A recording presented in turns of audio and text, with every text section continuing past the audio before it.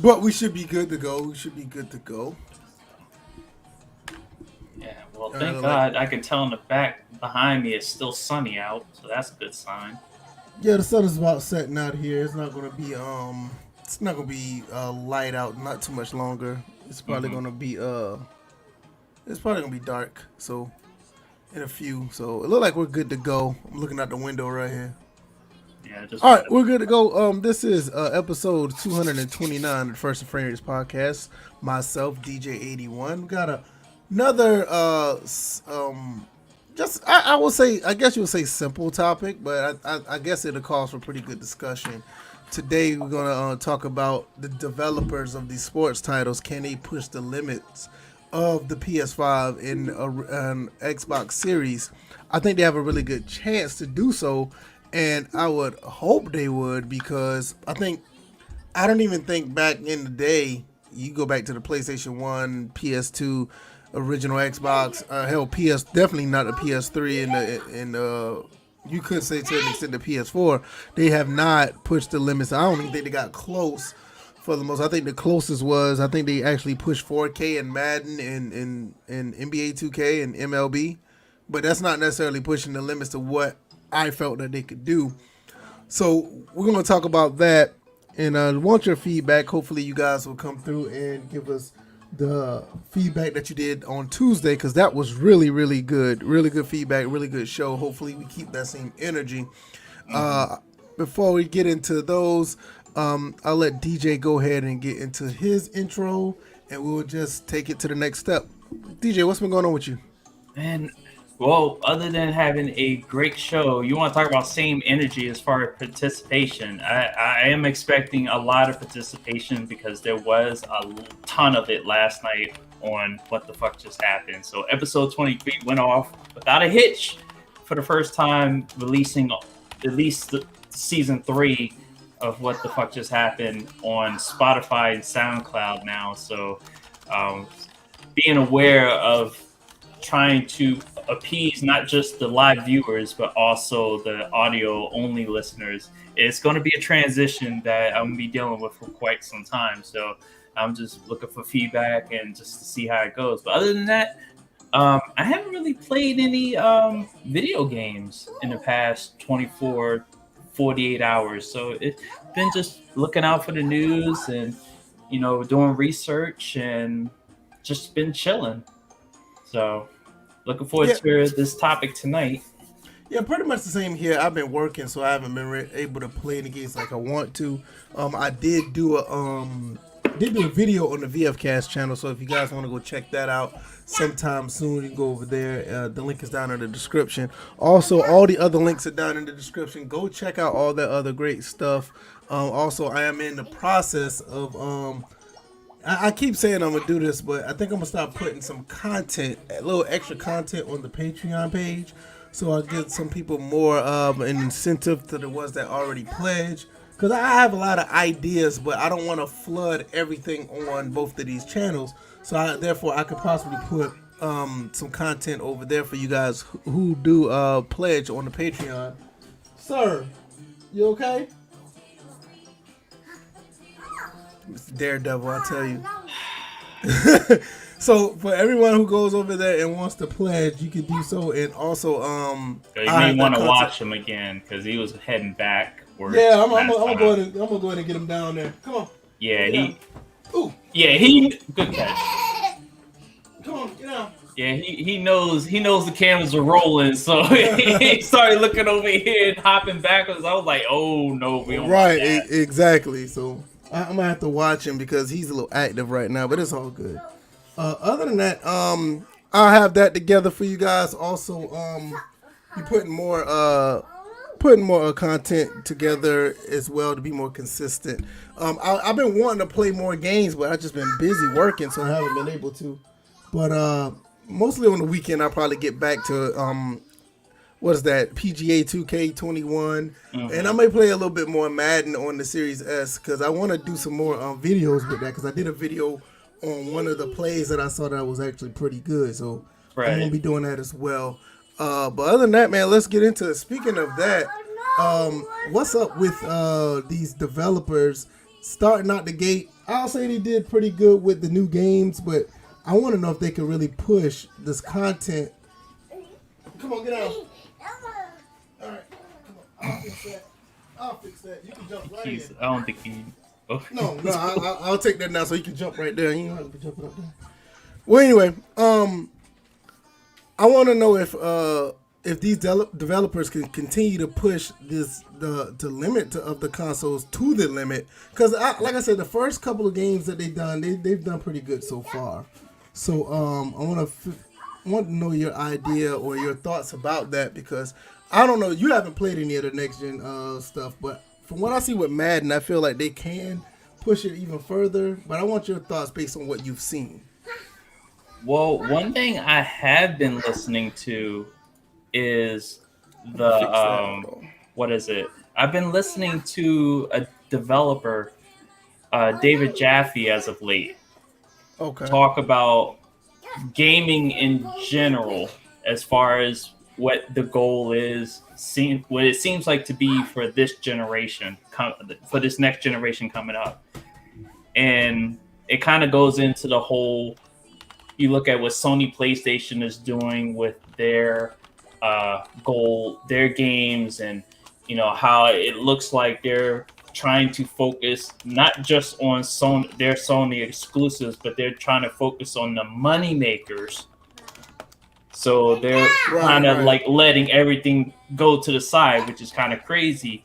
So when I look at these sports gaming companies, and as far as them, potentially maxing out the next gen coming up, the PS5, the Series XS, I feel like they're going to just focus on the game. They're just going to focus on what is going to continue to make them the most money, because behind the scenes, it seems like they may expand budgets, but those expanded budgets may not go into the things that we are all wanting them to put them into, like gameplay, like franchise mode, like just like working on their servers. Like I feel like 2K can still work on their servers. MLB, the show, can still work on their servers if they put some extra money and time and resources in. Once again, I want you to emphasize that, because that's one of the untold stories about sports gaming. Nobody talks about how bad the servers are in MLB The Show. Great game, but servers are horrible. Nobody talks about that. Well, just to reiterate what I was saying, to use an example, when VF started his league some years ago of MLB The Show, and the shenanigans that were going on, like people getting kicked off out of games, games that were completed that weren't recorded, somebody getting an L when they actually won. We had to end that. Like nobody got to play their first. Like I think not everyone got to play their first set of games. I was supposed to play you. I know you were supposed to play me, and by the time I entered the server, I was 2-1, and I never played a game. Right. So it was just crazy how you look at how MLB The Show has taken certain aspects of like that online franchise thing. They haven't reintroduced it since, and it's just like people are like, okay, when are you going to reintroduce it, and when are you going to put the money and the resources? But the thing is, it's like, okay, they're already these companies are already charging $70 out the gate for their games. So, and the investment right out, with at least looking at Madden, is once again, it's not so much gameplay, because that investment could have been for both next gen and current gen. Was mostly into their online, their MUT, and their extra arcade mode, Superstar KO, and sponsors. And now the resources are being put into sponsorships. Yeah. So that's also going to take away time, and you're going to start seeing other sports games following suit. They're going to put time and resources into getting sponsorships, so they can make money that way. That's a revenue stream that Yeah, that's blue. that sports companies haven't used in quite some time. Because remember, in the past, Madden had Fox in their game. Yeah, but that way back in what Yeah, it's Madden the '95. Genesis Yeah, days. yeah, Madden '95. They used to have the Fox Sports Mhm. not the logo, but the oh goodness, scoreboard. I Yeah, remember that. because you could sell units based off the fact that you got a network, you're partnering with a network. That was the trend then, but now it's like, okay, even though you had a hissy fit about it, but you know, Madden is making money off the SpongeBob thing. And it's one of those Right. things where it's like it's ridiculous because it has nothing to do with football, but at the same time, that's where their focus is name brand sponsorship, and also little hints that it may relate to football a little bit. You may find it with NHL. NHL may start to head in that direction. Right now, it's more relatable to the sport because the divisions have sponsorships. The as far as the leagues in the division and the teams themselves now have sponsorships. The NBA now you see companies advertised on the jerseys, Right. and the games are including these, and they have to dedicate time and resources and money into making sure that happens. But they get a kickback. They possibly get a kickback at the end. So where does that leave the modes and the games and the gameplay to maximize on for the next generation? And I feel like that's going to get left behind because improving the gameplay, even though common sense will say that should improve the amount of money you should make, is not going to be the multiplier of the money that they can make. So they're going to focus on these extra stuff for this current or this next gen. I will hope that's not the case because, like I said, I've seen with NBA 2K21, and I played with what Madden does. Your And kid is going on a destruction therapy. oh no, it's fine. Those are cartridges. I'm not worried about that. He's fine. But my main thing is I see what they can do. I just hope they stay pace because if they keep doing what they're doing, they can get to the point where even if they don't necessarily push the limit of the console, they can actually fool us and make it look like they're making great strides when we don't know what's under the hood, so we don't necessarily know. But based on what I've seen, it looks like there's they can take those steps. But as far as money allocated, we already know where that's going to go. Whatever money comes in, they're going to try to recruit that off of, like you said, modes, microtransactions, whatever they could do to do more with less, or try to do anything just to sell units, or try to get a better deal on Game Pass or whatever the case may be. I mean, that's just how it goes. But you would want to see like how it used to be in the old days. Like you would think with more manpower, you would get a better product or a more beefier product if you actually like try to put more into the game. I'm not sure if that'll be the case, but that I think with these consoles and how far along that they are, or how advanced they are, you would think that could be the case that they would do it like with ease at this point. Well, let me give a shout out to everybody in the chat because all of a sudden we got some activity. State of the franchise gaming.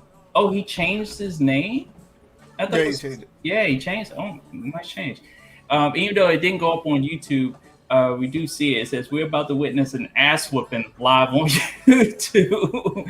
Nah, that's not gonna happen. I'm like, No, if anything, no. we're gonna see the games get destroyed before we see an ass whooping on YouTube. No, as far as the cartridges go, because he knows he mostly plays with cartridges. I let him throw those around because those are indestructible. That's right. He has 2 channels. He just said it. He said, Yeah, no, he got 2 channels. Okay, yeah, 2 channels. I just thought he changed his name. I didn't know that he used the other one. But no, as far as the cartridges go, I let him play with those. Like once it gets into the CDs or whatever, like not even necessarily like the CDs. Like say if he tries to go like for the Saturn or the Dreamcast stuff, because that stuff is like made with the plastic, CD covers, right? The CD case, that's different because he can throw that and break those. But the cartridges, there ain't nothing gonna happen to those. I mean, I don't worry about that. All right, but and we see there's Complimentary Sports. Yeah, what's going on with you? Engraving Vids, good to see you, bro. Good to see you. Pelican Man sighting. He actually has a pretty good question, and I want to answer that real quick. Because I talked about this a while back. He said, "What do you think about EA owning Codemasters?" Well, if you see Dirt 5, Oh boy. there's the answer right there. Dirt 5 is an abysmal game, and I think EA is going to continue to make them push out games like that. So it's just so sad because Codemasters was an excellent developer when they made racing games. I mean, you can go back and look at Grid 2019. You can go look at Dirt 4. You can look at Dirt 3. You can go back and look at all the old Grid series. They done a fantastic job with their games, but now they're under EA. I'm kind of worried about it. So I'm like, Yeah, because I thought they were going to get bought up by 2K, and EA just swooped in. This is one that you can actually say that EA stole a studio from underneath everybody. So yeah, I'm gonna tell you one thing before we keep going. How it comes to full circle. There are some guys who started out doing the Need for Speed Shift series, like Shift 1 and 2. They left to go to Slightly Mad Studios. Well, they end up making Slightly Mad Studios. Those are the people who made Project Cars. Project Cars and Slightly Mad Studios end up getting bought by Codemasters. Now, Codemasters end up getting bought by EA. So those same guys who used to work with the Need for Speed Shift series are right back under EA again. It's real funny how that happened full circle. And you know, the sidetrack on that was that along the way, Codemasters picked up developers from Evolution. They made the same guys who did Drive Club. Yeah, so that's why I thought there was hope, because it was just, at least for Codemasters by itself, was because they brought those two people on. And it's like, okay, combine the AI and the gameplay of the Codemasters games with the graphic fidelity of what we on Drive Club that still has not been topped. Right. I mean, has not been topped in any game. Well, except for The Last of Us 2, as far as the range effects and stuff like that. But this is the thing is the fact that Codemasters, their games were so good they didn't need them.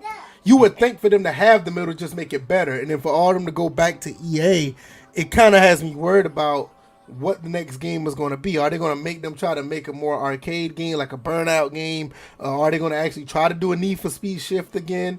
Or are they going to actually do their own IPs just under EA?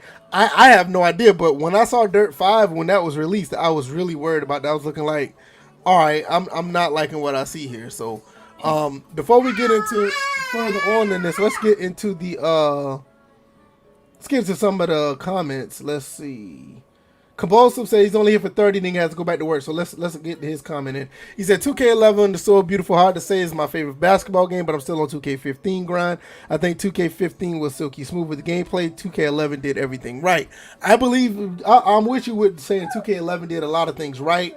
That game is still a staple in 2K's arsenal, even though that was almost 10 years ago. Yeah, they still do a lot of things right, but there's other games at this point that I could say that kind of surpassed 2K11. You know, 2K16, for example, 2K19, even with 2K20 was pretty good as well. So 2K11 is a staple. Don't get me wrong, but I think there's other games that passed them by. State of Franchise says, I really hope they choose to maximize these consoles. I agree. I mean, you're talking about consoles now that can do 4K 60 on like demand.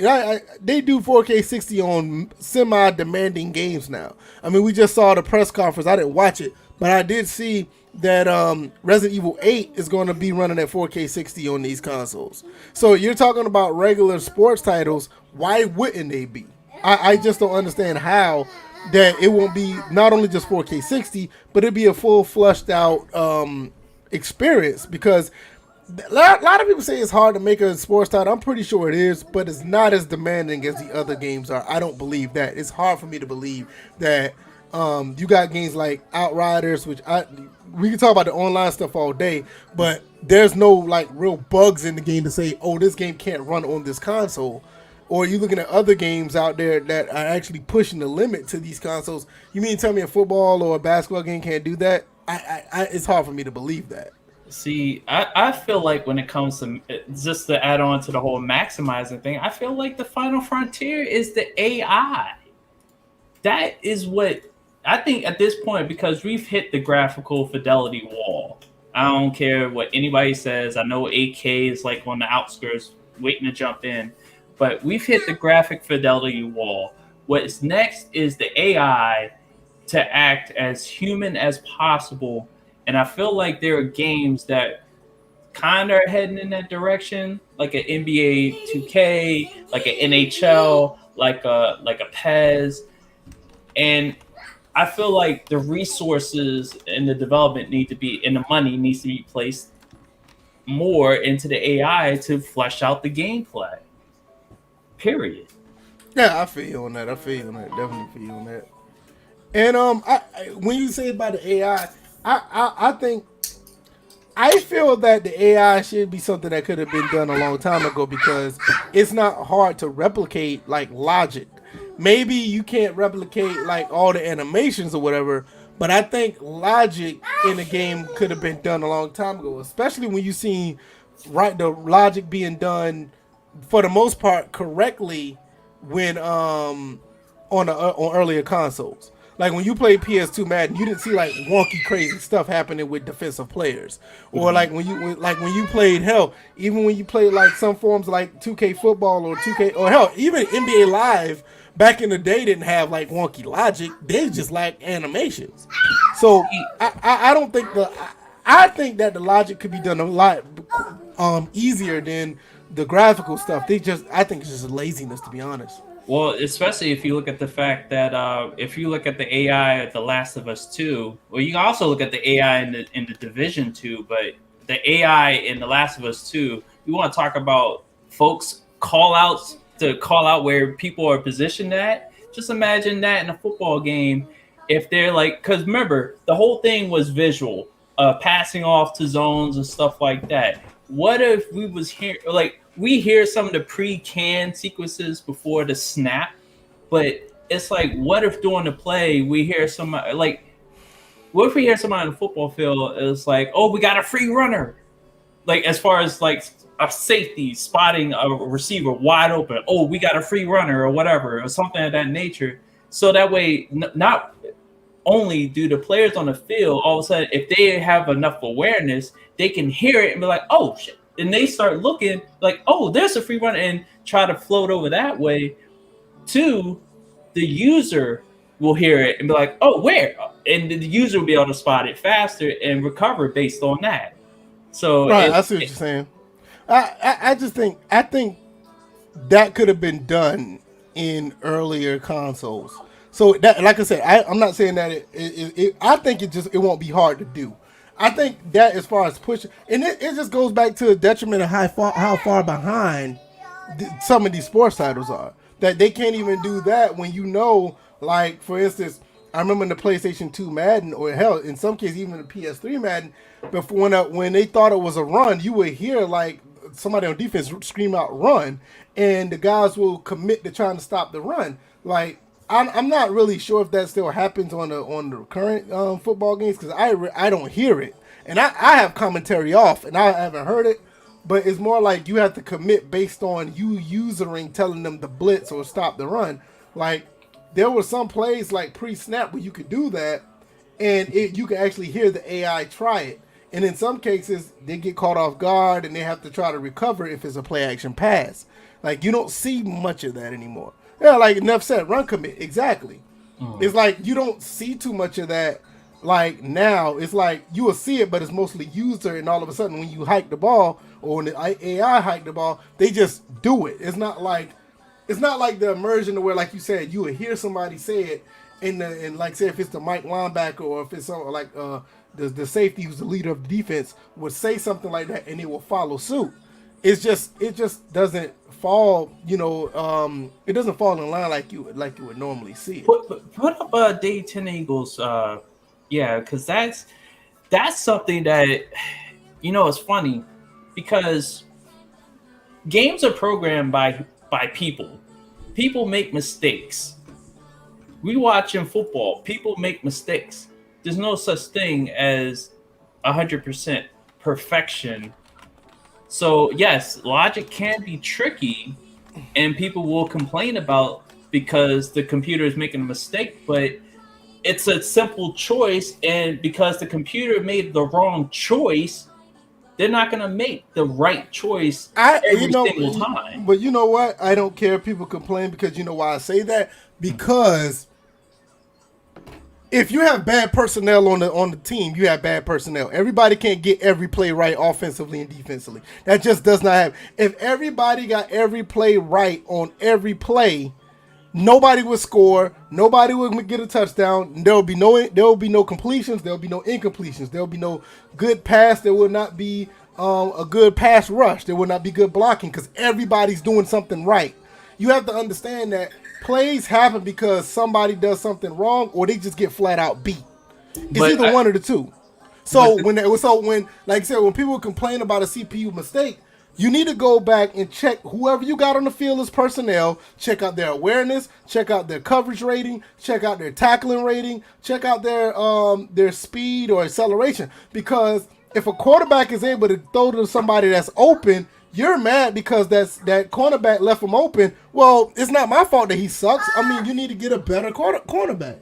But the problem comes in is that it's not just that they need to look at stuff like that. It's that their complaints are the majority, which these developers they take to heart, and then they make the corrections based on these like illogical complaints, because they're just complaining because they got cheated out of a play. It's not necessarily like if you got like the NY Kias and those that really like break down the sport and break down the game itself, then it's just like those are the guys that are, and if there are any women out there that do it, I wonder if there is. I haven't seen one, but I'm sure there is one out there. But if they were the ones driving the corrections in the game, like, okay, I can see where the computer made this choice, but you know, if we program like the awareness rating to include this choice and that choice and that choice,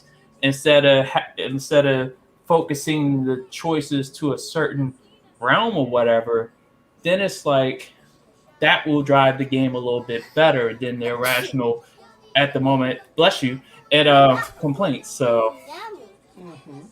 Yeah, but I'm just saying, like, when people complain about they felt like they got cheated or robbed, but like, really, did you really get cheated or robbed? Because if something happens, check their.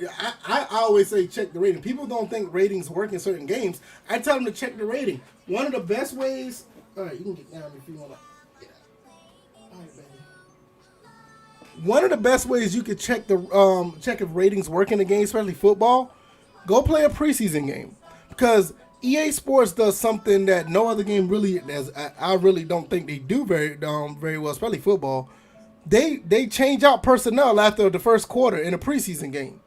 You play those 2 quarters and tell me if the game plays the same. They don't. Once you put the backups in, you're going to see a difference. And this is what I don't understand. A lot of people would say stuff like this about these games. Hell, you can even say it about the basketball games. Mm-hmm. Say I don't know if it was preliminary sports or state of franchise. I was doing an NBA Live, and you know I don't even like to talk about EA Sports like that because I like to play various games. But I was playing NBA Live, and soon as my backup center came in, I can't remember who his name was. He was playing terrible. So it's something there that something happens when you put different personnel in. So, I'm getting cheated because such and such does this. Well, if his coverage rating is not up to par, I mean, what's the problem? Well, 2K actually has I think they have a better. I agree with you. I'm not saying that they don't. I agree with you. And it's just basically, it harps on the main thing that I need these sports companies to continue to go after. It's the AI. It's that when you have coaches that have tendencies, and when you as a user going against the CPU, I want that coach to make decisions based on what, if we're talking about like a Steve Kerr, I want this coach to call plays, run his team, make substitutions based on the tendencies of what Steve Kerr would normally do in a situation. Phil Jackson, if I'm going against Phil Jackson, I want to see how his rotation is in the first quarter versus the second quarter versus the third quarter. Like all these changes. I said many years ago, people are just not ready for adaptive AI. And it's funny because it's not necessarily, going up against the same team and having it change as the game goes on. Team by team identity, teams like looking at football, teams that run the ball more versus passing. Looking at baseball, the players that are more aggressive at the plate versus the players that are passive. So, now, if you want to talk about logic, I want that to happen in the in this generation, because some of these games, especially Madden, this is something that they don't do very well. I think outside of, I would say Lamar Jackson, because Lamar Jackson. The majority of these teams, if any, actually run their plays exactly like you would see them do based on their tendencies. Like, for instance, the Saints, they run a lot of slant routes. If you play against them, they're still going after the tight end every time. They don't try to run the slant routes with the receivers. Same thing with a lot of other teams. Like with Russell Wilson, they like to try to do more of a slightly scrambling, moving the pocket, deep threat type of play. They don't do that in Madden. Like I said, Lamar Jackson, like the only one that they'll try to run like some type of option to where he's actually scrambling. But then again, he's the cover boy of the game. So we always knew that way back in the day. Like even when Iverson was on the cover back in 2K on the Dreamcast, Iverson, they did everything under the sun to try to have him play like himself. Randy Moss on the 2K cover, they did everything under the sun to have him play like himself, but everybody else was basically somewhat generic. It wasn't really anything huge. Mm-hmm. So that's one thing that they need to really fix. Let me look at some more of these comments. Neff, Neff said he wants to bring back the vision cone. I'm like, okay, I'm here for that. Also, let me see. Mr. Ham says that's a fact. People have to differentiate between logic and awareness. Mistakes happen in sports. Mr. Ham also said little man's getting big. Yes, he is. Look at him.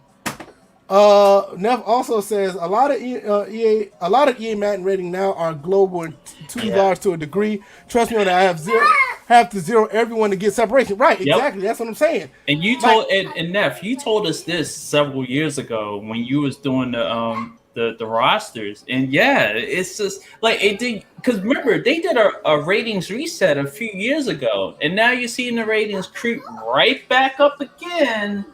It's like they can't keep it to where like the lows are at the lows, the mids are at the mids, and the highs are at the highs, and it's just like as far as like how people players are able to change their ratings and stuff like that, there needs to, like, as far as the users are concerned, look at how 2K does with their roster editing. They should be able to like have the tools that they use to edit a roster should be in EA football. But this is what I'm saying. This is the problem. This is why a lot of people still play NCAA football, because at least in NCAA football, you could tell a differentiation of players on that game.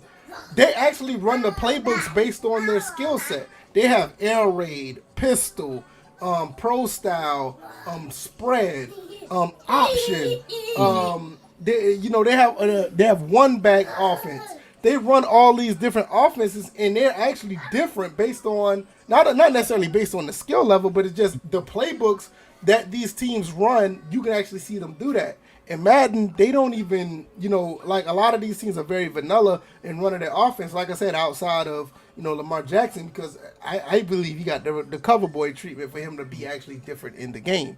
So I think that's the problem that we have. I think we need more of a situation where the teams just play like they're supposed to. Like I said, when you were talking about logic, I think that's one of the biggest things that they could do as far as these generation consoles is at least put the differentiation of the teams out there.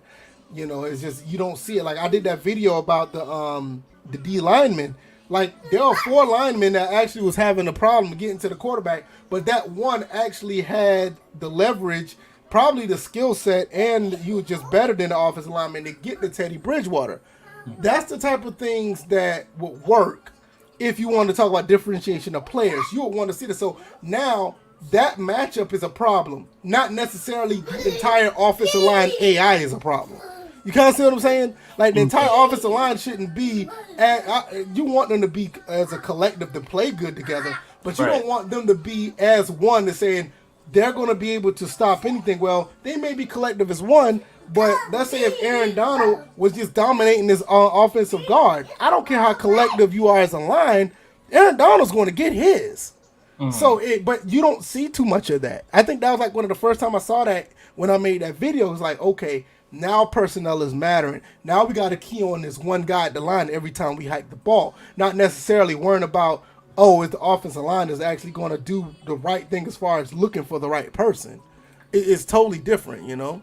Like one of the things that I look forward to that hasn't happened since college NCAA 14 or maybe iterations before that was the fact that if you call a hot route to a particular receiver, there were two factors that could cause them not to receive that play: crowd noise and their awareness rating. So it's like you got the receiver like, what you say? Like obviously that's visual, like, oh, the noise, but it also could be like, I'm not aware of that play. What did you call? And then it's just like he runs the original play that was called, and it's just like, no, but I need you. And it's just that was taken out in PS2 Maddens and PS2 NCAA and hasn't been put back in since. I don't understand why that's the case. I do not understand that.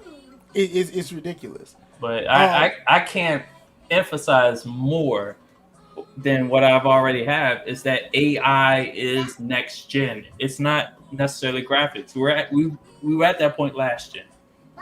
We need the AI to drive this gen. Period. I'm you know what? More that we think about it, more that we talk about it, I'm 100% with you on that. All right, let's look at a couple of more. I'm gonna pull up Pelican Mans. I'm gonna talk to him about this real quick. He says, I think if Ryan Mooney 21 doesn't mention this, is probably not a big deal. Ryan and Soft Drink are very knowledgeable human beings. They probably are, but when it comes to the sport, I know Ryan is very good at doing what he does as far as football knowledge. I've talked to him personally, so yeah, I agree with you on that. Soft Drink, I think he's just good at making documentaries.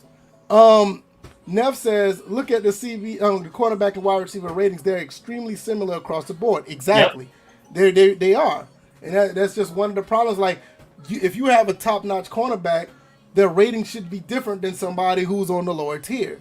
Mm-hmm. Complimentary Sports says, in Madden, penalty sliders play a major role in animation. Yep, DJ, we know. You've been saying that for years.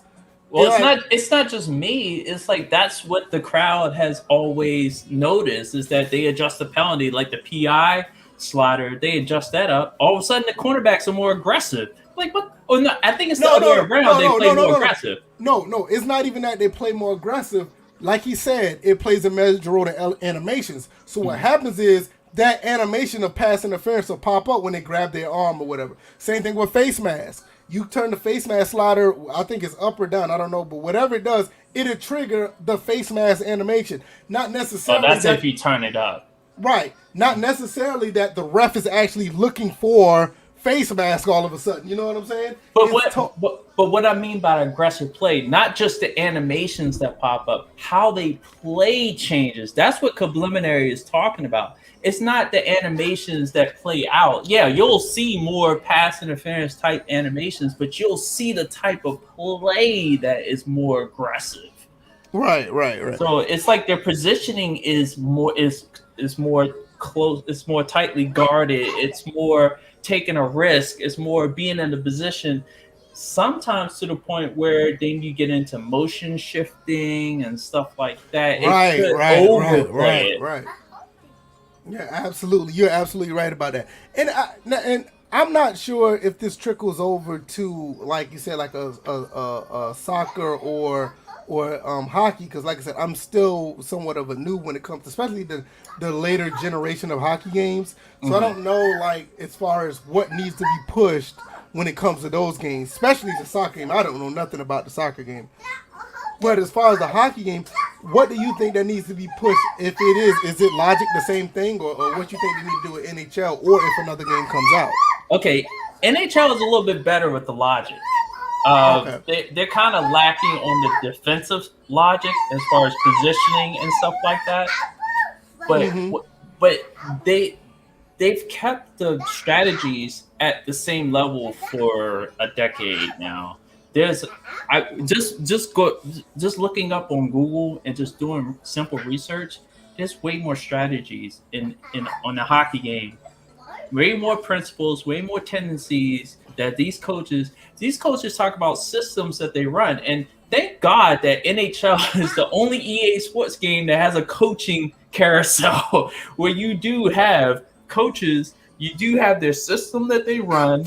And right now NHL has the blueprint of what Madden could do. Yeah, I'm about to say they got the same As thing. far- They got exactly what we were talking about 10 minutes ago. Right. So it's like there's more. Like right now, I'm gonna just pick out one strategy in particular. It's the 1-3-1 neutral zone trap. It's basically one forward that's pushing the defenseman deep in their own offensive zone. There's three defenders that are probably on the red line, center line, and then there's one defender all the way back guarding in front of his own goaltender. And basically their job is to clog up that area. It's just like the 1-3-1 in basketball. So you get somebody tries to go to the corner or the sides, they trap in that and try to cause a turnover. So with that, you can actually use that higher up in press a little bit. But currently in NHL, you can't do that. You can't apply that as a forecheck. It only can be like a neutral zone strategy. Or even the 1-3-1 as far as on a power play when you have an extra man. That's a formation that the Caps used to use to run their power plays. And Ovechkin will always creep on the opposite side of the opposing goaltender. And most of his goals come from the slot position, basically off a one-timer. He'll rocket one past the goaltender, usually over their left or right shoulder, sometimes through a gap, maybe a 5-hole shot. And but you don't see that setup. You have to kind of finagle the current systems that's in place. Right now, you have what they call overload, which is basically a triangle setup that lines up behind the boards next to the opposing goaltender, along the boards in the same slot, and then probably right in front of the goaltender, and you're basically just running the triangle until you get a good point shot, and then boom. But there's way more systems. So with NHL, and just to bring this home, with NHL, they need to add more systems, tendencies, improve defensive AI, and then just change. This is actually the big thing. They need to change how the game plays. NHL hockey in general is not necessarily end-to-end sport. You see the highlights, it's end-to-end, but each and every play, there's always a methodical situation that it starts from. So I put this on the screen because I wanted Neff to explain this DDA because I heard it before. Dynamic difficulty adjustment? Yeah, I want to know what that means because I know somebody called it Madden ADD or whatever the case may be. I've heard that before, so I didn't want to know what it meant. I think that's from like the prior Maddens. Madden 12 was like the last one that had it, where not just tendencies would change as the game went on. So not only would the ratings change, if that's what it is, then not only were the ratings were changing, but so was certain tendencies that were being affected. Like if a quarterback went from what is it? The pocket tendencies. If they were getting sacked a lot, all of a sudden they would get like hurried or whatever as far as a tendency. If that's correct, let me know. So he does say something about backbreaker, that which is interesting because that's a game we haven't talked about in a while. He said, in backbreaker ratings matter. I can play one player just because the CPU control players will do their job 70% of the time.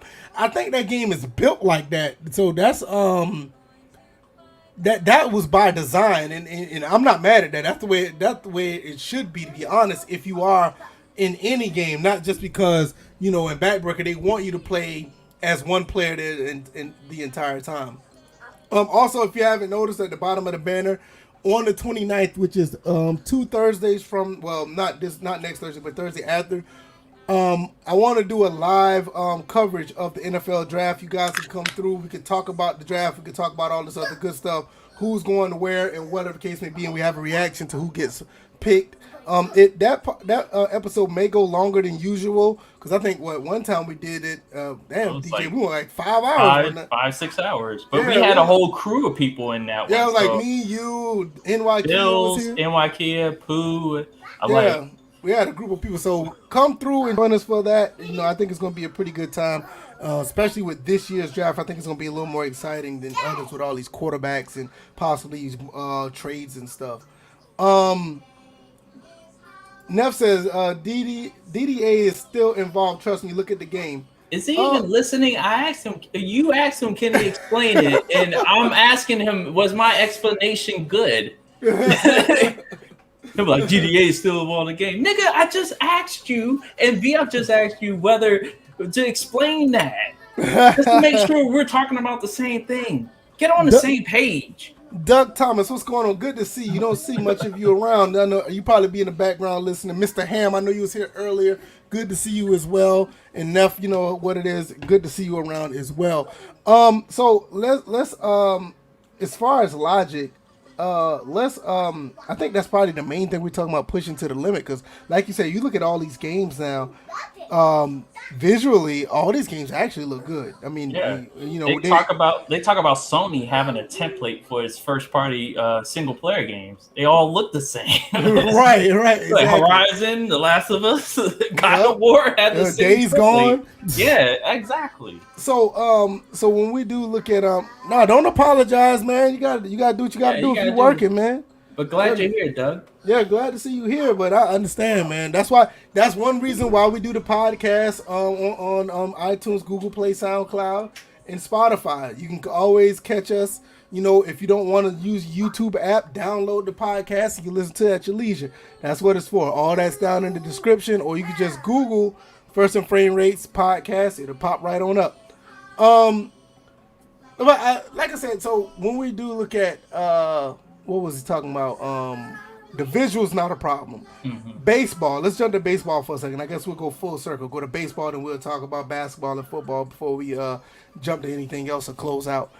Baseball logic. I never really had a problem with MLB The Show's logic. I didn't even have a problem with MLB 2K's logic. I think the main thing was with 2K was just the bugs in the game. In MLB, it was either like if you're playing online or the ball going through the bat. What more could they do as far as not just logic, but just more immersion in the game for baseball? What do you think they could do? Physics. I mean, that's a good one. That's the one that they literally, Ramon Russell literally said, if they were running physics for everybody, it would crash the game. So if that's something that's crashing the game, the next gen, maybe you want to include that, because even though baseball is not a physical sport, you no longer really have the collisions on the plate, but physics is the final frontier there, because you're talking about interactions with the outfield wall, people running into it, people climbing over it, animations that can spawn from that. You're talking about That's a really good point. Stepping on the bag. You see all these people with these canned animations of them stepping off the bag doesn't give you any leeway to win a play. Like if you're about to turn a double play, you see players going through limbs every single time to break up a double play, or even when they're running down first and they're out and they're running, they run through a person. And that's a very good point. Didn't even think about that. Right. So they do have collision boxes, but sometimes they're not even active in certain situations. So they got the boxes, but no detection. It's a spotty detection. It's like bad reception in a backwoods area. So it's one of those things where the way they catch the ball, sometimes their glove is closed, but the ball goes from the outside of the glove through the glove, and all of a sudden in the guy's glove, and it's like, no, open the glove, have contextual fielding animations, have contextual catching animations, so it lines up with how they acquired the ball, how they fielded the play. Momentum. Their momentum has definitely got to matter. We kind of already see that when when you got a shortstop who's going to his right and he feels it with his backhand, he has to stop his momentum. I know, right? He's going crazy. He's just laughing at what he sees on TV. He has to stop his momentum, hop up, or stop his momentum, and then fire it over to first. It's like I want to see him kind of like look like he's fading a little bit as he's throwing, instead of like stopping and then throwing it like he perfected his balance. When in fact, for me, when I played shortstop, my momentum didn't stop the moment I planted. It still kind of faded a little bit. That's why a lot of shortstops are very good at throwing and accuracy, because they have to throw the ball to first base at all types of angles when they're falling over, they're going backwards, they're going to the ground. Even if they're diving forward, they need to find a way to get the ball to first base to get the person out. So, yeah, like you said, that it should be not necessarily an animation to stop them to do it. The physics of a person's body, the way they move and contort, should play a role as far as them moving and throwing the ball at the same time. I mean, that's just how they do anyway. And then I would talk about they can definitely do more with the crowd. They already that's the first thing I was thinking about. Because look, we look at NHL's crowd. To me, and Bill thinks the soccer game has a better crowd, and I agree in some instances. But NHL to me has the best crowd. I absolutely agree. I totally agree. So with MLB, they already have stuff that happens. People get up and walk. Matter of fact, current next gen 2K kind of has it where they get up and you see like dynamic attendance happening. MLB The Show already has a form of dynamic tendency. Not only that, they have interaction with the crowd. Like you will see like a beach ball being hit around in the crowd and stuff. You'll see stuff like that. You see stuff like that. That's pretty cool. I wonder if they're going to put that inflatable trash can in the game. That'd be pretty dope. Every Houston home road game, it wouldn't even be. Obviously, it's not going to be. It don't matter. Whatever stadium they're in, if they're playing, somebody just throw one out there. But also another thing, because baseball has rainouts, doubleheaders, and stuff like that. They used to have those, so it's not something that's pushing. MVP. It's MVPs something. Have that. Yeah. So and that's something that they could add back to the game because they have more to work with. So just give us and implement these rules. I wonder with this one coming out, are we going to have those rules where, because right now there's no possibility of having a doubleheader for a game. That used to be in prior MLB The Shows if a game was canceled. So if they throw that back in and you have the doubleheader, are you going to include the rule that and this I don't know how you can program that in there. Probably seem like simple, but they only go 7 innings in doubleheaders now. Okay, that's pretty neat. Because I remember MVP 05 used to have rainouts and doubleheaders. I was like this goes back to what I'm saying. Like some of the stuff that's in the game now, some stuff that was in the games back then, they don't even put them in the game now. Nope, stay a franchise. No. I don't think doubleheaders were rainouts were. Yeah, rainouts. He said that's MVP. Yeah, that's what I'm saying. Rainouts were a thing in MVP baseball, and that's what I'm saying. It was just I read that wrong. I apologize. But I'm like, we're all like, it's all true. So doubleheaders were MVP thing, but as far as rainouts, no. Wait a minute, no. MVP had both. MVP had both. But MLB also had both at one point, though, because I remember playing through one. I remember having a rainout and then having to play a doubleheader. I can't say yay or nay. I don't remember. You're probably right, but I know definitely for sure MVP had rainouts and doubleheaders. I do know because that was the thing that I started complaining about the moment they took it out. So it was in there. I wish obviously we're not thinking about recording the game the moment it happens. Not back then, right. But I remember the games would be rained out. And you would have to schedule, and you did a doubleheader. Whatever the CPU, the AI decided it was scheduled. So that happened. But this just goes back to what I'm saying. Like we're talking about the stuff that maximizes, that can push the limit of the console by what they put in the game. We're going back to say there are things that was in now 3 generations behind that they don't have.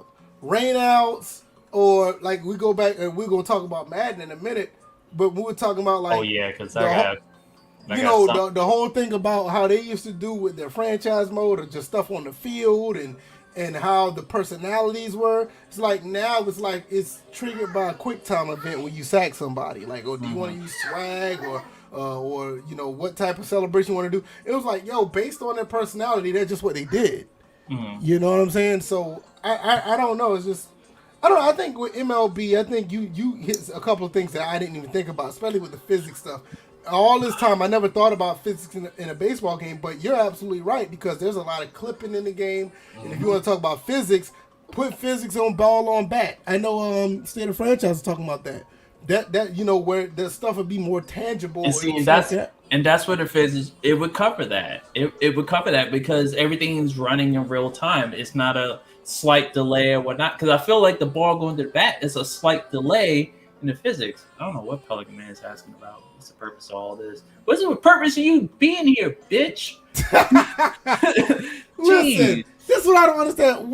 This is a sports podcast, a sports gaming podcast. We're talking about making sports games better, and he's going to ask what the purpose of all this. Like, what was the purpose of even bringing up Gadden? He's not been a reliable source of anything for years.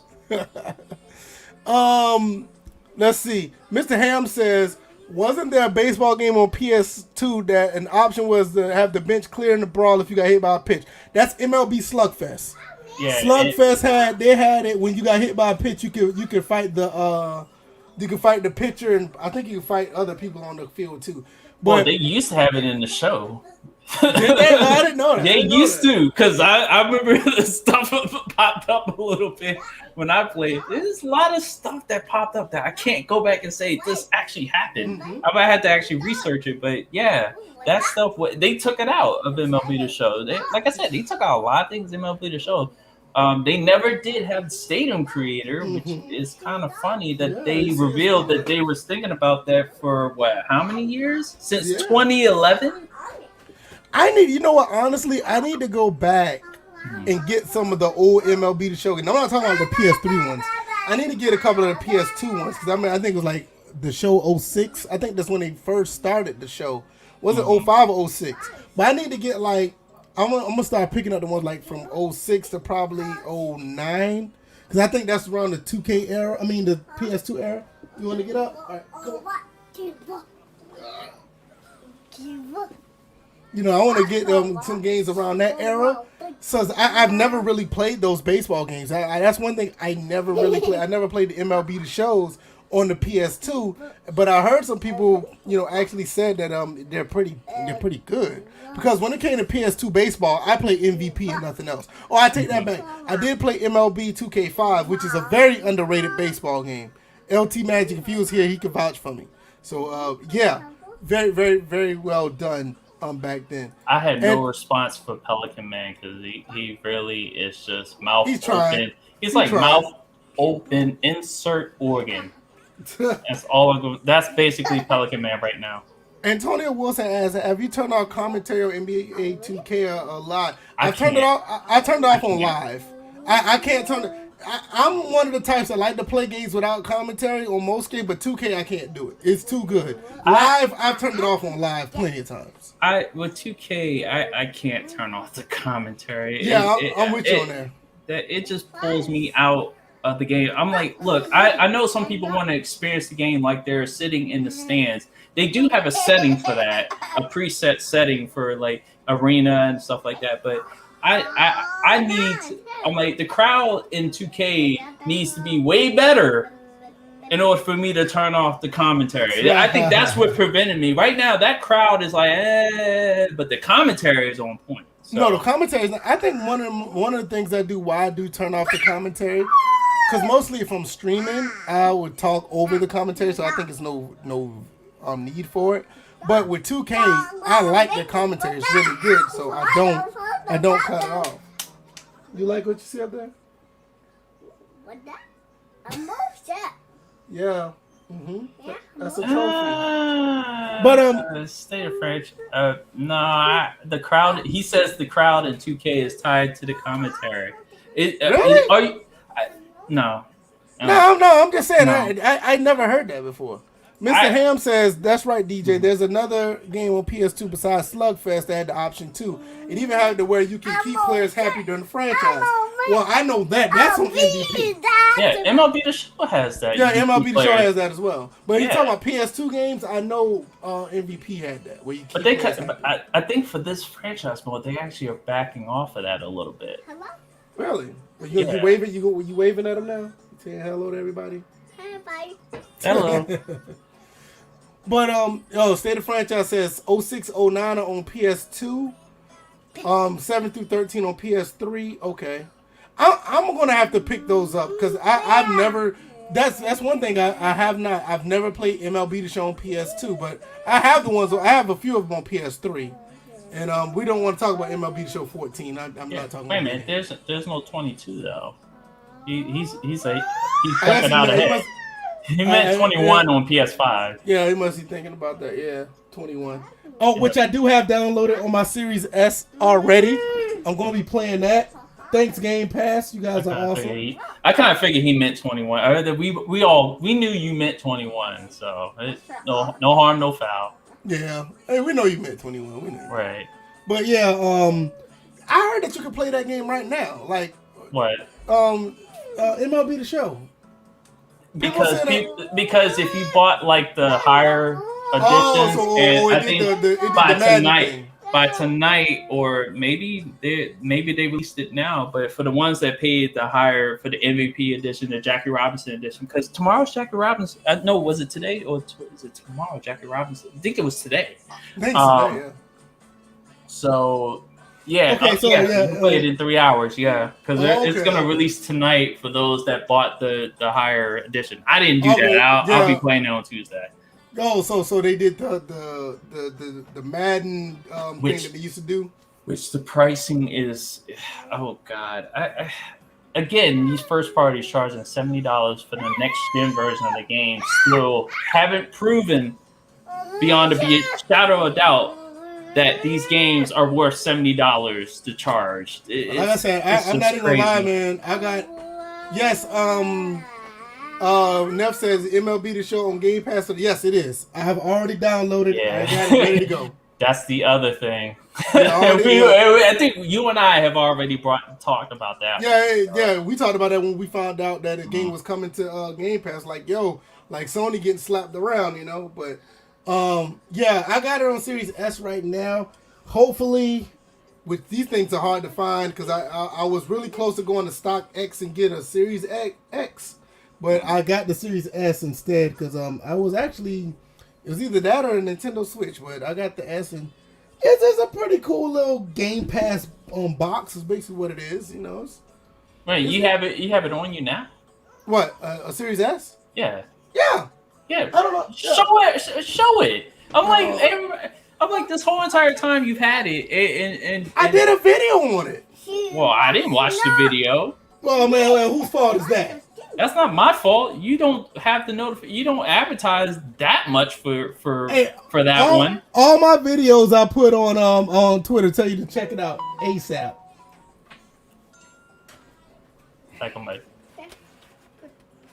Here's the little box right here, the Series X. man, I mean S. your son is bigger than that thing. I know, right? He's bigger than this thing. But no, yeah, I got it. I got the box on top of the bookshelf up here. You can't see it in the video. Let me tell you something about this thing, though. This little thing right here. It sounds hollow. It is. It's heavy though. It's heavy though. This is a little heavy little thing. Who told you, sir? Hey, he saw you do it. That's the drum. That's a circle. The S is only good to play drums on. You want to hug it now? Get the drum set. So is it Kid Smooth now? Oh, we hate to see it. Yeah. Well, anyway, this little thing right here, this thing blows out a lot of hot air. It makes sure this thing stays cool because it's constantly blowing hot air. So it tries its best not to overheat. It's a pretty cool little console. I like it. For what it is. It's not, but yeah, I made a video on this the other day. I thought you would support it. That's right, State of Franchise. Tell him he's not even supporting me, man. That's L, man. Come on, man. How can that be an L when I'm not even checking for the S? But I'm just saying, I made a video. I made a video though.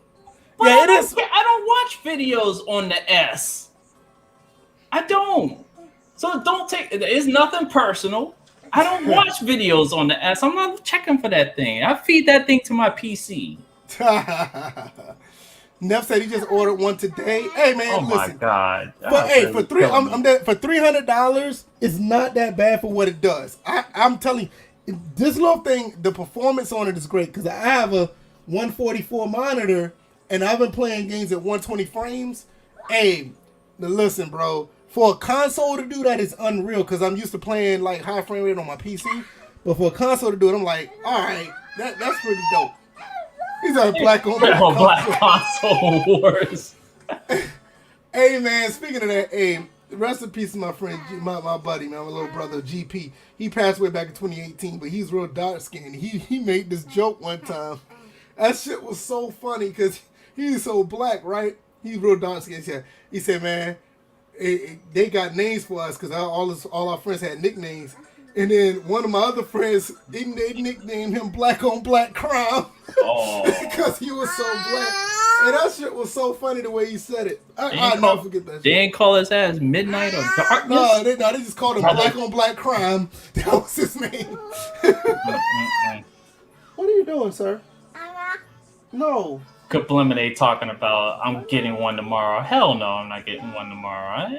No. I will say, honestly, for the $300 for the $300 price tag, I think it's worth it. I mean, I know I want an X, and I really do, but they're hard to come by. I managed to get this one out the store, and that's the main thing I was waiting on, buying it out of the store, and not have to be sent to me or nothing. So I walked out of Target with this thing, and that was pretty cool. But here's the thing: it's like, yeah, Game Pass is also available on PC. So again, I'll be feeding that box to my. I agree. I do it. I'm with you on that, and I'm not knocking it because I got Game Pass on my PC too. But there are some games that are console only on Game Pass, and I'm not saying this is excuse to buy a $300 console. Not for long. But what I'm saying is like for what it does, and for me to have a compliment, console for my PC, I think it does a pretty good job. I like it.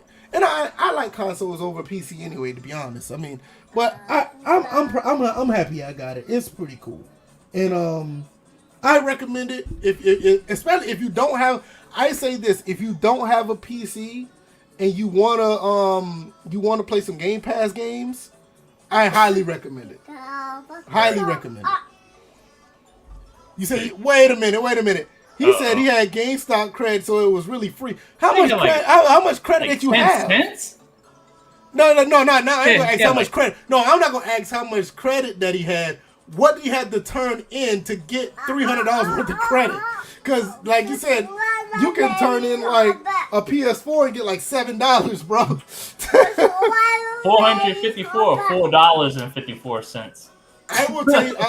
I will tell you this. I had a lot of credit one time on I think they stopped doing this at GameStop. I remember that time. Oh, finesse. The finesse, yes, right? I remember that. they did like a double or triple X on the credit or whatever. Man, I went in there about $500 one time, bro. I went and matter of fact, I bought. I want to say for certain, I bought this PS3 and I bought this Wii U off of that credit. I bought two consoles and all I did was turn about 30 games that I didn't want anymore. And the credit was so high, I ended up getting two consoles off of 30 games. Jeez, like I think that ran for like 6 or 7 days, and they stopped that shit, and they never did it again. Like they never did it again because matter of fact, some people was getting Xbox One X's off those things. Mm-hmm. Like some people was like getting whole consoles off of the credit. Oh my god! What happened, DJ? What's up? Yo. I was just scrolling through Twitter and somebody talk about the Dogecoin or Dogecoin. Oh yeah, I'm looking at it right now. It just shot up. Wow. You welcome, DJ. You welcome. I already told you thanks. You welcome. Yeah, I was looking at it while we was talking. I'm like looking like that's just almost at 30 cents, bro. Yeah. Now I don't want to get too much into stocks. Maybe one day we may do a podcast about that. I bought Dogecoin at 0.02 cents. Yeah, that thing shot through the roof. I bought it at 2 cents, and now it's at 26 cents. So you gotta think about it. I bought it, and it's 13 times what it's worth when I bought it. I've already made double. Yeah, I've made. I took some money out because I wanted to take. I took some money out. I wanted to do something nice for my wife, so I took some money out. But I put some back in, and what I took out 400, put 150 back. And now I done tripled my money off of that. Not to mention the tripling that I already did the first time before I took it out. Right. So like right now it's not too late either. It's at 27 a share. So you could still could do really good off of that 27 share. So see, and this is what us as African American males should have learned in 2020. Yes, that's what. All right, a little bit before we go further, because we're gonna get into Madden. We're gonna get into Madden next. No, did we do basketball already? We did basketball. Okay, we'll do Madden Wait a minute, next. did we? I don't think we did. Chat, if you've already done basketball, let us know. Sometimes we need to be reminded of what. Yeah, because I know we were gonna do basketball and then football. But behind the scenes throughout 2020, me and DJ has been on this thing with looking at stocks and cryptocurrency. So this is something that we've been doing. We just never thought it was like our wheelhouse to talk about because we're still kind of noobs at it. But we're just looking at the fruition of us just actually, in some cases, just throwing something at the stock market wall and see what But sticks. you know what? It's literally breaking the cycle. Exactly. It's a cycle breaking action. Yeah. And that is very significant, especially with us as African American males. We need to learn how to operate within the system that is set in front of us and make it work for us. There you go. So, yeah, 100%. State of Franchise said he put 2,000 in some investments. Good job. That's what I'm talking about. I'm actually at that point too. I'm at about 1,500. No. Let me look at it and make sure. I think because between this and the other one, I'm at about 1,250. I'm at 1,250 right now. Okay, so I'm like right in between. Like I'm at 1,500. Right. Because I forgot I took some money out, and so even though I took some money out, but I put some back in. But I was at around 1,550. I'm at 1,250 now. Between Robinhood and Coinbase, because I downloaded the Coinbase app, and I put some in a different type of cryptocurrency, which is trickling up a little bit, but it's only like by the pennies. But yeah, I put some money into the whole into the Bitcoin family. So right, that's what I'm saying. I just let it sit. Exactly. One more thing before we get to basketball. He said, I worked our entire pandemic and spent less plus all the stimmy checks. Hey, that's what I'm saying. Use the system to work for us. There you go. That's just smart. You know. I know what it is. No, I know what it is. It's just the air over us. Oh, okay. Oh, he may be catching a cold. I hope not. Oh no. That's right. Let's see. Dave Ten said we did not talk about basketball, so let's get into basketball. I'll start first. As far as basketball, I'm not really focused on 2K. Maybe the crowd, if anything. Yeah, he's catching something. Either that or maybe allergies, because I see something underneath his eye. I will check on you a little bit. Not just the crowd, like you said, the NBA 2K, because that's something that could be looked at. My main thing is what Live's going to do if Live come back. How can they push what they're going to do? Because I think even if with 2K, what I've seen what they've done with 2K21, they're, like I said in the beginning, they're taking the steps to do what they can do as far as possibly pushing the limit of these consoles. I need to see Live try to do the same thing. I don't even need to go down the list of what they need to do. Just make the game for instance, and just go from there. You got anything significant you want to add as far as Live? Because I think Live they just need the whole rework of their game. Their main thing, just to put a cap on it, is their identity. What are they trying to accomplish at this point in juncture? Because with this past generation, they kind of put forth that they were going to focus on, believe it or not, on gameplay, basic fundamentals, and player movement and interaction. They actually focused on the object of the sport, the basketball, with Live 14. I will give them credit for that. They've done that at least with 14, 18, and 19. Well, 14, 15, and 19. And the thing is, they lost their way as the generation wore on. The key for them is to stay on target. Yes. That's really it. Because what I just described is what 2K kind of is lacking right now. The player interaction, the player movement. I'm like, you got people that are supposed to be fast and it feel like they're chugging in place. And it's like an artificial thing. It doesn't feel like an organic situation versus what it is in live. When players run, they run, and you actually, and I'm referencing live, when they run, they feel like they're running true to their biomechanics, their physics, their actual speed. And even when I told Bills this a while ago, that I felt like, as far as like feeling the players' weight when they get tired, taking shots, I feel like with Beal on certain shots when it's late in the game, felt like he wasn't getting enough lift on his shots. Versus 2K, you don't feel the fatigue, you don't feel the physics, you feel the artificial gravity and the barriers of that game. But with Beal in live, I felt the fatigue, I felt the weight not get as much lift into his shot, into me thinking that, this part is not a good shot. But sometimes you can actually work through that, and the satisfaction from the user's end is like when you make a shot based off the fact that your player's fatigue and you can feel it in the controls. It's just like, all right. Let me tell you, I'm going to do this one day on a Sunday retro stream. But before I do that, Madden 21, but Madden 01, y'all been asking for it. It's going to be the Monday retro stream, okay? Because y'all been asking for it. We're going to do Madden 01 on this Monday retro stream. You know what's funny? They just had a special on Eddie George. Oh, yeah, they did. They really did. I just thought about that. But what I wanted to say was, on the Dreamcast, NBA 2K, if a player was fatigued, they would run fatigue and you would feel it in the controller. So once again, we're going back to this situation where we're talking about things that will possibly push these games to the limit, or about stuff that was in prior generations. I mean, now we're talking about 3 generations back again, you know? So it's crazy. Yeah, Eddie George did get a coaching job. That's right.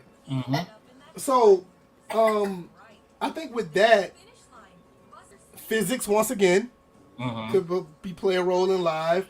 Definitely, definitely ball tangibility, immersion. The modes need to be flushed out. Their crowd was actually better in live than UK. Live always had a good crowd since Live 10. I mean, they had crowds for exhibition, preseason, playoffs, and the finals. And they actually were different, you know, so that was pretty cool. But I think they just need to if they're going to rework this game, I think they need to just rework it to the point where it is definitely a PlayStation 5, Xbox Series game, and it could go further within the power of those consoles. I think that's pretty much simple with that. I don't think it's nothing we need to expound upon because we don't know what it is. Last but not least, football, because we already talked about Madden. 2K possibly be coming out with a game, either it be arcade or whatever the case may be. What are we looking at there with Madden? I think we talked about this earlier, but I guess we can wrap it up with just reiterating that again. What are you trying to do, sir? Destruction Derby. Told you. And you gave the idea to start slapping on stuff, so that's your fault. But like I said, let's talk about 2K first. Well, let's get to Madden first before we finish up with 2K. What Madden needs to do, like overall, when it comes to pushing the limits of those games? He's just tossing everything. Oh, he likes to throw stuff. We see that.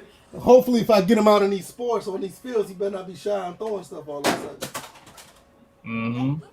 So what do you knows in front of the camera. But yeah, go ahead. No, I'm just saying, what do you think they need to do as far as those games? Let me see. As far as Madden's concerned, first of all, they need to run in real time. let's just call it a buck. I'm getting tired of seeing these cutaways where Hold players. on, go ahead and finish. I'm right here. Just I'll be right back. Gotcha. Yeah, I'm tired of these players in these cutaway scenes are the same size each and every one. And also, I'm gonna need VF to pull up his goddamn pants. That's the second time he's done this. So, 2, I need. Oh God, this is hilarious. Thank you, VF.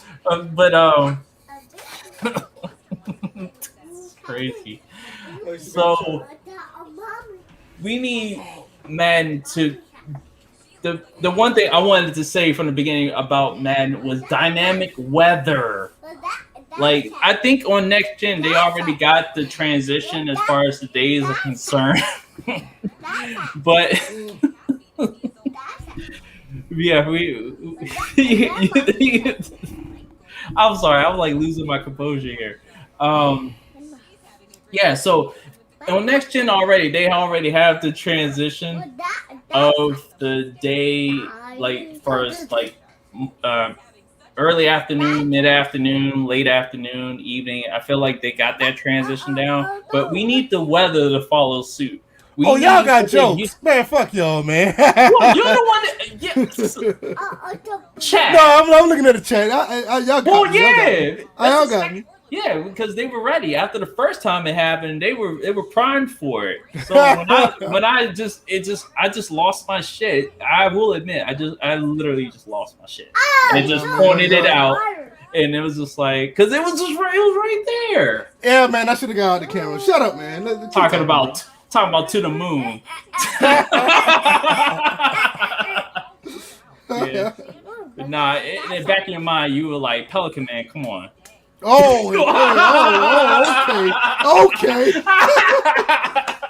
I ain't even got a comeback on that one, man. I ain't even got a comeback, man. I can't even say nothing, man. I ain't got no comeback for that, bro. Here we go. This has been a great week for collecting W's. So, but yeah, they need to really go in on dynamic weather. Yes. Weather effects need to really play a factor. I know Bill's talked about that. The passing seems affected, like the ball doesn't travel far. And also on kickoffs and field goal attempts that they currently affect. But I mean, as far as how often people catch passes, as far as you already have animations where players slip and fall, but how they run when it's raining and the field is wet, you see a little bit more caution when you're running. I'm like, the fields of today are not like the fields of yesteryear where it would be totally flooded and they'd be running on their tiptoes each and every time. Snow needs to accumulate realistically and affect the game like it should. I feel like the lighting is there, but I need this to affect gameplay. Now, on top of that, overall, I would like to see jersey wear and tear at least. Well, then we want to talk about wear and tear.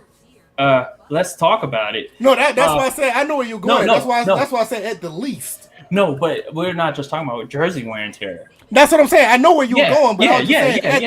That's what I'm saying. At the least, I would like to see visual wear and tear. Because I think with Madden right now, they get a little dirt on the jerseys and the scrape, like the helmets be scraped up a little bit, but you don't see like real degradation like you normally would see. But yeah, so it's just like they need to focus, especially for the franchise mode. They need to focus on pushing how the user deals with a player, play to play, game to game, season to season, in this wear and tear, injury, health management system to run how personnel is used, 1 in the preseason, 2 in the regular season, playoffs, Super Bowl. I'm like, we look at how NBA 2K has a wear and tear system where you see their whole body outlined and you see parts highlight in red as the season wears on. Season fatigue. You don't really understand how your player feels, or how your player, the status of your player, uh, from the beginning of the season versus late in the season. And from these statuses, you'll figure out where an injury could possibly occur. So, and the injuries got to make sense. They need to reprogram that and make it make sense to us. Like, if I put the injury slider where I normally put it, which is at 40, I get duplicate injuries for different players on different situations, and that's idiotic and it's lazy at the end Yeah. of the day. Yeah, one thing I do like with Madden, but they haven't done a really good job of. One other thing I do like is there are more injuries in the game, but the problem is the type of injury. Like everybody got a messed up collarbone or something Shoulder like that. tear. Or shoulder tear. Because injuries do happen in the NFL. There's times when you're playing throughout a season, you may lose 4 to 5 people. I get it. I don't have a problem with that. It's just the fact that, okay, everybody got an abdominal strain. You know what I'm saying? It's like really weird. Like, why does a running back that gets tackled at the legs have a shoulder tear? It's like, it doesn't make sense. So, but I do, like I said, I like it from that standpoint because it does make you have to strategize how you're going to play the rest of your games if a player is out. But they just really need to have it to where, like, it makes sense. Like, I remember, like, on APF, like, a receiver tried to block cornerback, but he went low and he hit his leg.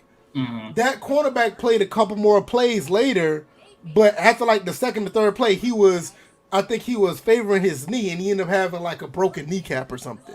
I thought that was really cool because it was like, well, I noticed that it happened, a few plays ago when he tried to block him, but a couple plays later, he couldn't play no more through the pain and ended up having a broken kneecap. See, stuff like that makes sense. And even if you're playing real football, you can see something like that happen. Compared to somebody's tackling somebody and he goes low on him and he wrap up tackles him at the legs, but he ended up having like a shoulder tear or a broken collarbone. It's like really weird. And he happens to have it during that play. Like, wait, what? It makes no sense. So, but I'm like, overall, I said this about everything for next gen is that AI needs to be the next gen feature. So in Madden, it's the same. We talked about it a little bit earlier. Was the fact that, okay, not only are they calling different plays, players are lining up in different situations because the individual AI is understanding as the game is going on. Maybe I need to cheat to a certain area, even though I'm in they're trying to exploit the matchup. They're trying to exploit the matchup. So it's just like that's where you can get like an organic looking stunt. If the lineman is noticing that, hey, maybe I can take advantage of the fact that I have this nice spin move with a guy who can take up 2 people, and then be like, oh, hey, I'm gonna just do this all of a sudden and see how this works. It's not just about the swim move or the rip. It's about using a different path, taking a different path to the ball. I think one thing that I used to like about NCAA and even Madden on the PS2, they will try to run a play and see if it works. And even if it didn't really work to their perfection, they'll try to run it again later on in the game. You don't see stuff like that no more. That's my phone is going crazy. Yeah, I got the Robinhood app going. Let me put this on. Wow. Yeah, it's giving me all sorts of updates. Yeah, it's constantly giving me updates now. But you don't see too much of that anymore where they'll go back to a play under a different formation and it catch you off by surprise. I mean, I remember when I was playing my NC State Dynasty, which I need to start playing that again, that there were plays where it would be like a triple option pass. Like they'll run an option, they'll pitch it to the they'll pitch it to the running back, and the running back will drop back and try to pass the ball. Maybe that play got him 5 yards the first time, but like in the third quarter, they'll try to run it again. And I'll be caught off guard and they'll get more than 5. But that's the type of stuff that you see in real life, play calling. Like, oh, it didn't work now, but we'll try it again later. Right. You know what I'm saying? You don't see stuff like that no more. And it's kind of sad, but, like you said, like, that, that pushing these consoles to the limit, I don't even think they need to push them to the limit like you would think. Like, oh, I want to see all this graphical fidelity. We just want you to use the memory or the power in these consoles to make the logic or just give us the immersion. That alone will give us, that alone will have a lot of people satisfied at the end of the day. Yeah, because each generation, the computing speed becomes faster.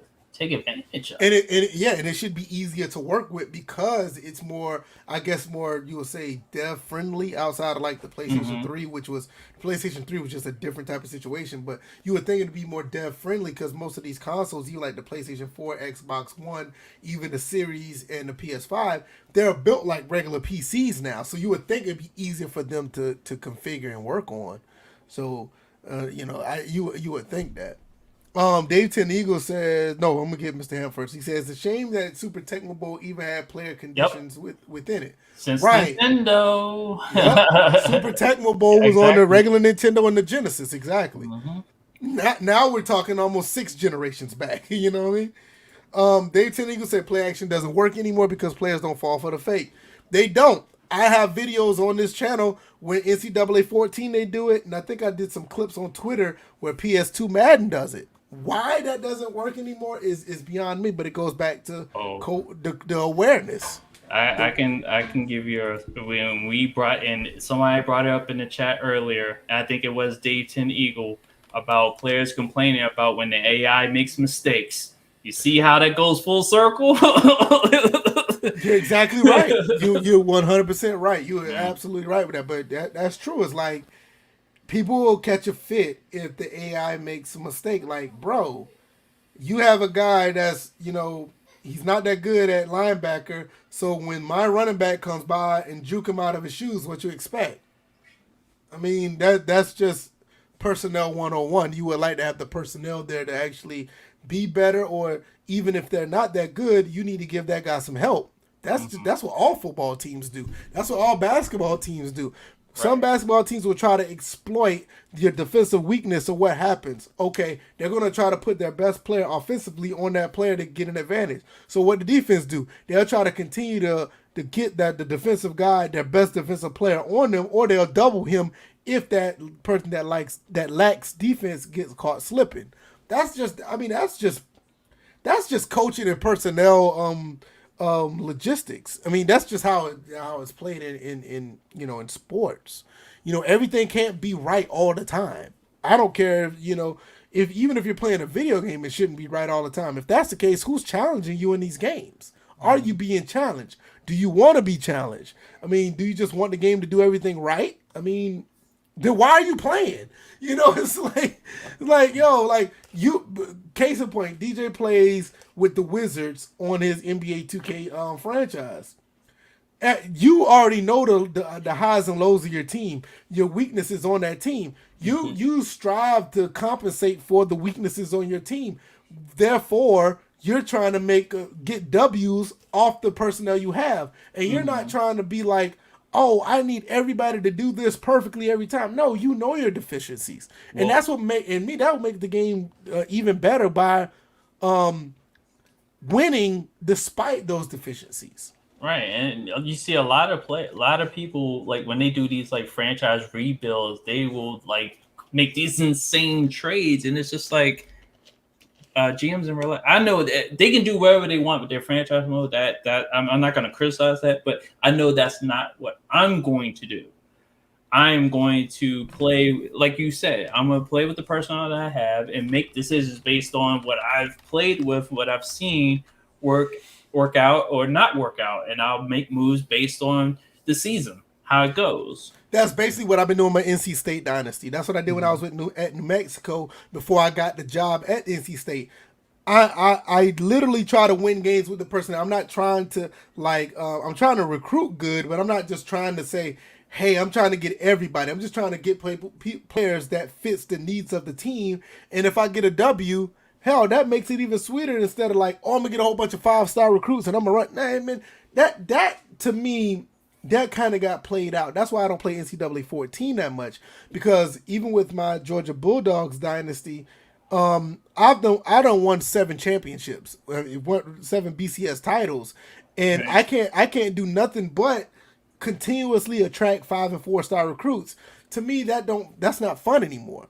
That's why I play my Georgia Southern one, or I just go back and play my NC State one on NCAA 08 because it's more of a challenge to get that 1 or 2 5-star recruits and build a team around them.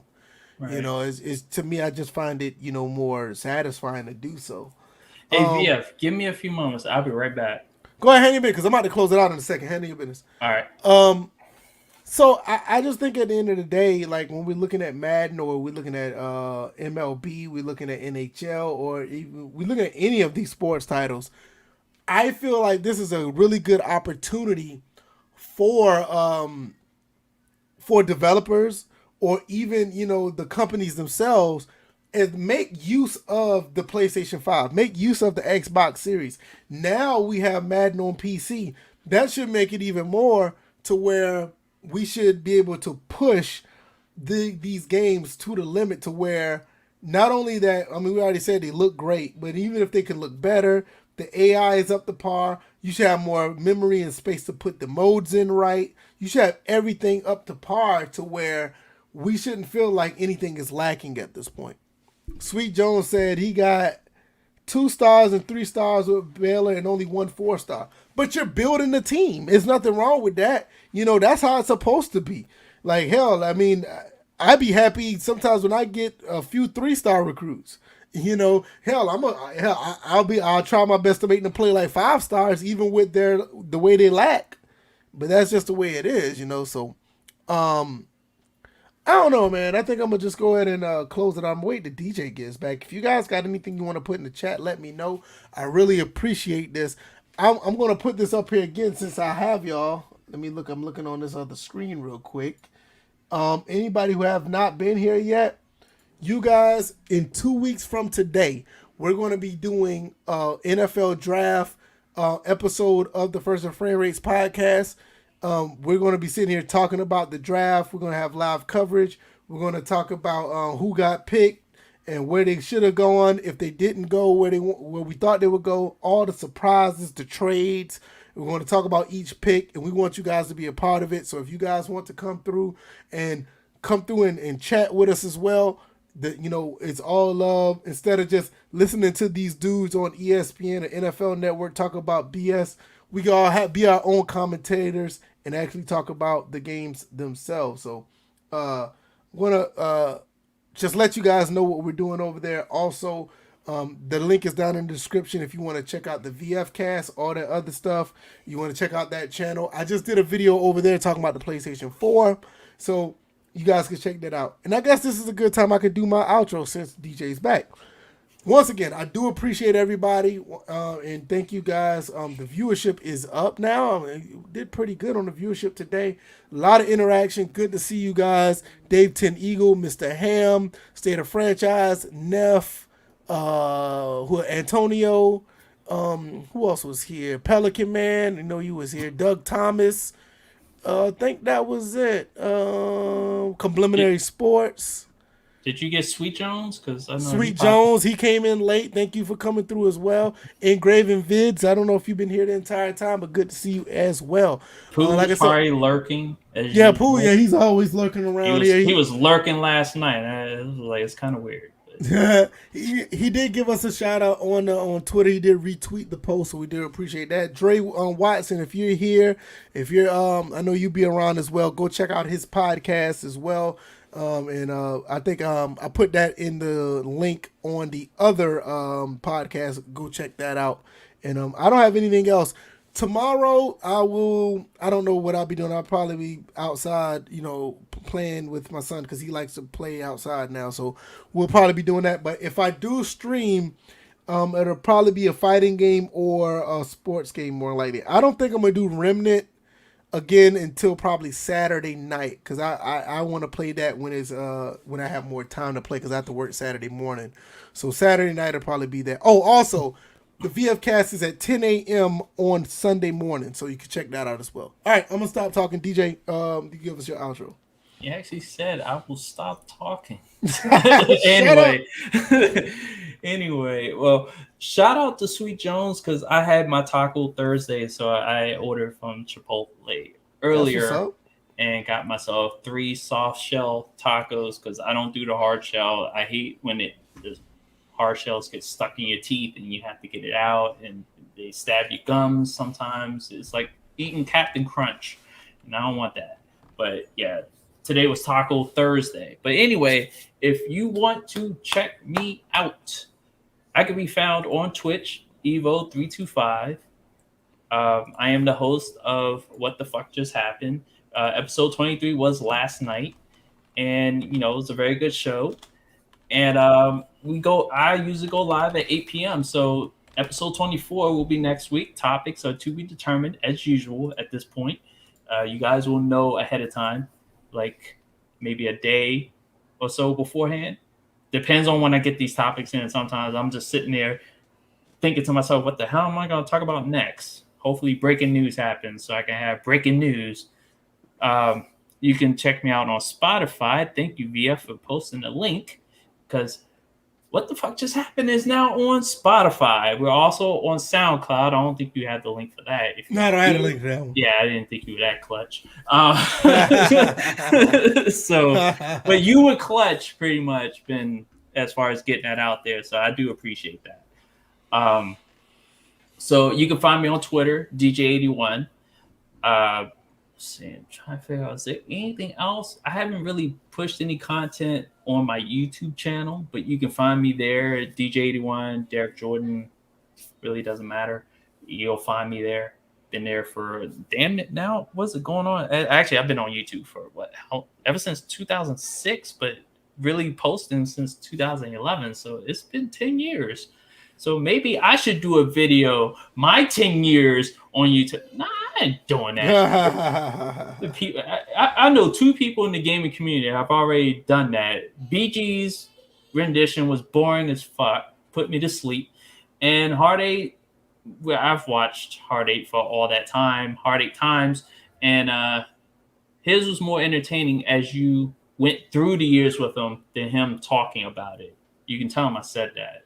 So it's one of those things. But I do appreciate everybody being here tonight. It was a great topic. We had great discussion. Everybody in the chat was very involved.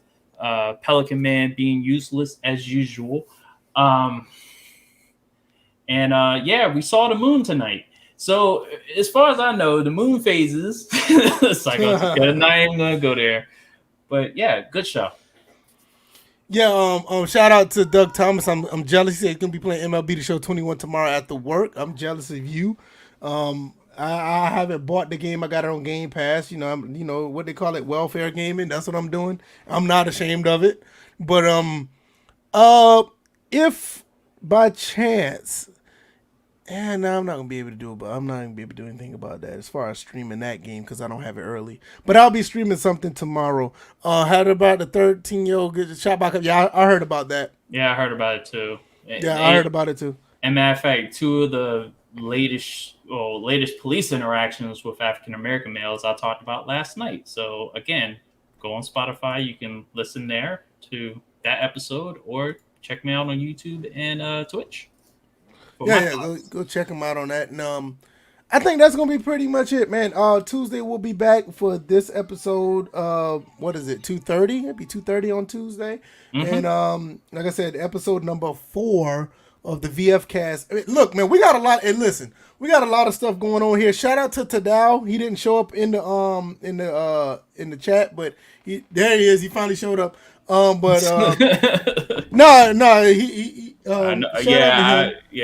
told me as soon as you said it. I know what I'm checking now. Yeah. Shout out to Tadao, man. He's been a great supporter of the podcast. Once again, if you guys don't mind, check out the Patreon really soon. I'm going to be adding some stuff over there, probably putting some content for you guys. Also, like I said, it's going to be little as $1 if you guys want to pledge per month. That'd be great, but I'm going to make it worth your while, and I'm trying to do something nice for the guys over there. You guys have been very patient. Like I said, I got a lot of stuff going on, a lot of stuff. I mean, I'm doing 2 channels. I'm doing Facebook gaming. I'm doing Twitch. I got a lot of stuff going on, and I'm trying to make it grow to be bigger than what I can ever envision. DJ's doing this thing as well. Give him some love as well. You guys take it easy. Don't do that without dinner, though. I won't accept any love without dinner. Hey, you hear him. Tadal, if you're on the road, Tadal, if you're on the road, be safe because I know you like. I think you still drive at night, so please be careful on the road. And we're gonna be out of here. We will see you guys on Tuesday for this podcast. Catch us up throughout the weekend on the other content that we put up. You guys be safe. You guys take it easy. And peace. Peace.